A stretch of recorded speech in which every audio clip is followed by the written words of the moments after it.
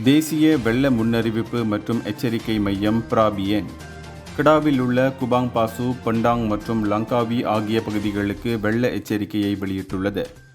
தொடர்ச்சியான கனமழை மற்றும் அபாய குறியீட்டை தாண்டிச் செல்லும் ஆற்று நீர்மட்டமே இந்த எச்சரிக்கைக்கு காரணமாகும்.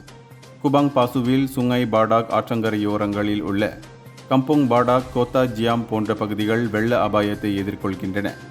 அதே நேரத்தில் பண்டாங் பகுதியானது சுங்காய் பண்டாங் ஆற்று வெள்ளப்பெருக்கால் அச்சுறுத்தப்படுகிறது. இது பக்கான் பண்டாங் அதனை சுற்றியுள்ள கிராமங்களையும் பாதிக்கக்கூடும். இதனிடையே லங்காவியில் உள்ள பாடாங் மாட் சீராட்டும் பிற பகுதிகளும் சுங்காய் மலாக்கா ஆற்றில் இருந்து வரும் வெள்ளப்பெருக்குக்கு தயாராகி வருகின்றன.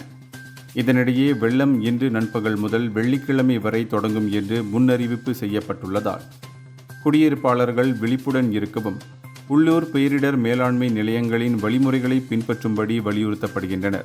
அது மட்டுமின்றி பருவமழை தீவிரமடையும் போது உயிர்கள் மற்றும் சொத்துக்களை பாதுகாக்க முன்னெச்சரிக்கையின் முக்கியத்துவத்தை அதிகாரிகள் வலியுறுத்தினர். இந்தியர்களின் இதய குரல் மக்களோசை.